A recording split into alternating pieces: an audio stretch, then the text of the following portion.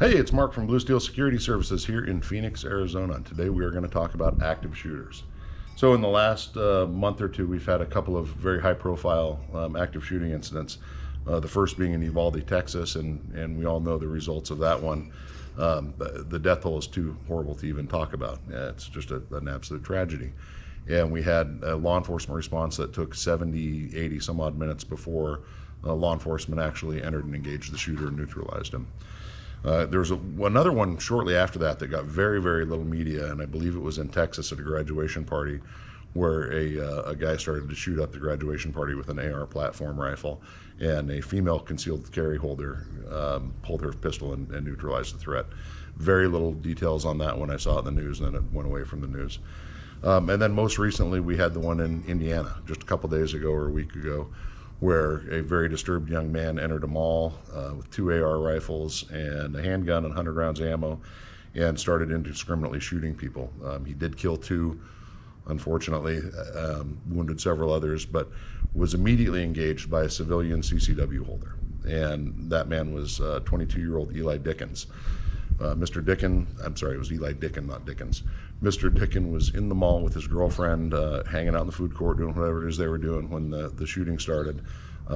Eli drew his handgun, took cover, and returned, I think, 10 rounds in 15 seconds. 8 of those rounds struck home and neutralized the suspect, ending the carnage, which is an incredibly heroic thing to do and an incredibly difficult thing to do. Now, aside from the fact that a 40-yard shot with a handgun's a pretty tough shot, he did it in the face of an active armed threat with a spear weapon who was, actively killing people.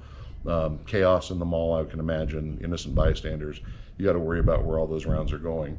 And so it's almost an incredible, unbelievable feat. But I thank the good Lord that he was there and was able to perform that response and saved countless lives that day. But it does bring up the question, if you're a concealed weapon carrier, if you are a law enforcement officer, if you're a private security officer who works armed, how far away do you practice? What's your comfort zone for making a lethal hit on a target with a handgun? I can tell you that as long as I have been in law enforcement security and been involved in firearms instruction, which is well over 20 years, I've never been on a range where we qualified past 25 yards to carry any sort of handgun. The FBI, that's the gold standard in law enforcement training in this country, their qualification course requires 2 rounds standing, 2 rounds kneeling, and 20 seconds at 25 yards. That's the furthest they shoot. Here in Arizona, for Department of Public Safety Armed Security Guard course, you don't shoot any further than 15 yards, and that's 2 rounds in 10 seconds from low ready, and you repeat that 3 times. So you can literally miss all 6 of those rounds and still qualify as an armed guard if you hit everything else. So that's kind of concerning to me. I would think that at 15 yards doesn't seem like that far of a shot. You should be able to hit all 6 of them, I would think, but I didn't write the course of fire. So that being said, how far do we practice? What's the average gunfight? And again, in my history as an instructor and all the courses I've been to, the standard that we've always been told is gunfights happen, 3, 5, 7 yards away. They're very short range self-defense kind of issues, and 99.9% of them probably are.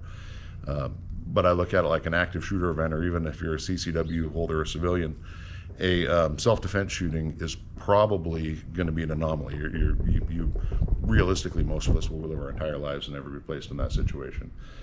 So if you're already looking at an anomaly, and the anomaly of the anomaly would be that 50, 60, 70 yard shot, I always had an instructor that said, I don't know what your gunfight looks like, and nobody knows what kind of scenario that they'll be faced with. So if you're already into a situation that is really, really unexpected, is it possible that you're going to see a need for a 50 yard or more shot? And should you be comfortable with your handgun at that range? Probably, if you're going to carry every day. Obviously, it was very, very helpful in the situation in Indiana, but there was at least one more that I'm aware of, and that was at Fairchild Air Force Base in Spokane, Washington in 1994. Another disturbed young man was being discharged from the Air Force and was not real happy about it, and obtained a MAC-90, which is an AK platform, and walked into the clinic. The medical professionals who were diagnosing him worked at and began indiscriminately shooting people, and he killed 4 people and wounded, I believe, 22. At the same time, there was an airman, 25-year-old guy, I think his name was Andrew Brown, and he was on patrol, on bike patrol, about a quarter mile away, carrying, oddly enough, a Beretta that was not his. His issued M9 Beretta was in the armory for maintenance, and they had given him a loaner pistol to take out on patrol that day. And so he's carrying a gun that he has never fired, which, again, not a great idea, especially if you're law enforcement or security or concealed weapons holder and you're counting on this gun to save your life. But he's carrying a gun he's never fired, gets the call for this active shooting in progress, rides his patrol bike a quarter mile away, sees the shooter, and engages him from 81 yards. At 81 yards, he fired 4 rounds. 2 of them missed completely. 1 round hit the shooter in the shoulder, and the other round hit the shooter right between the eyes.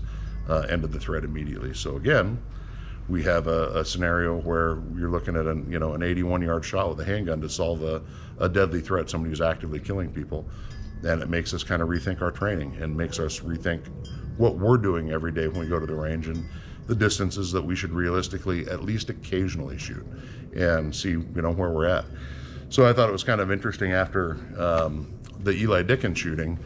We have all kinds of YouTube videos popping up. It's like every guy with a GoPro and a gun is now running the Dicken drill. And so I thought I would try the same thing. So I strapped the GoPro on, grabbed my everyday carry gun, and hit the range, and let's see how it worked out. So on the beep, we're gonna go, and we're gonna see how we do.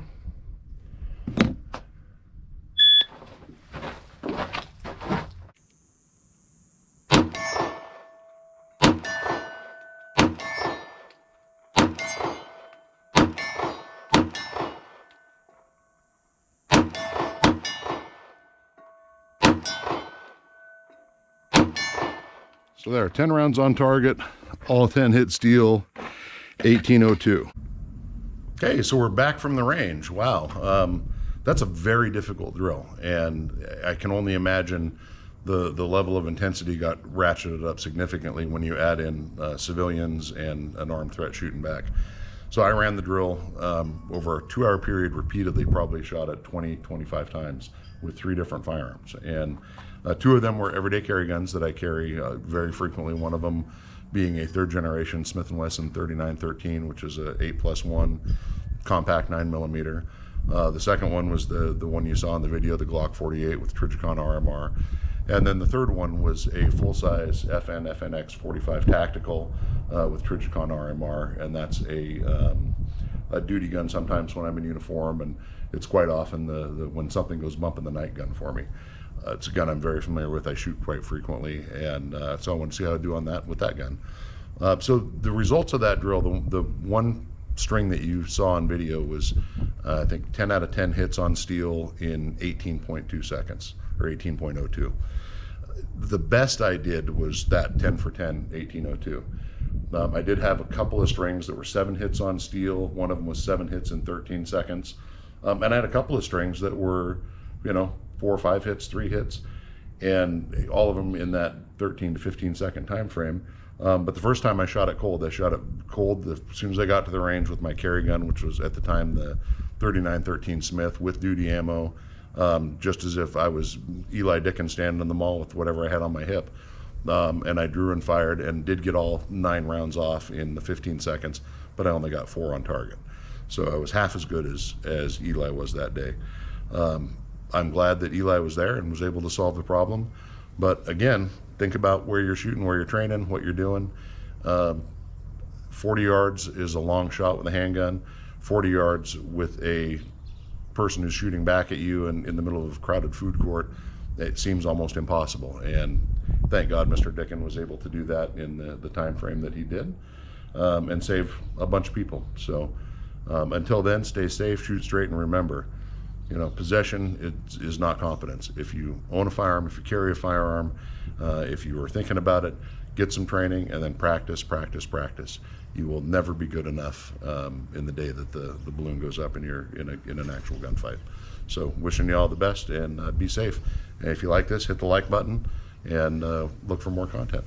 Have a great one.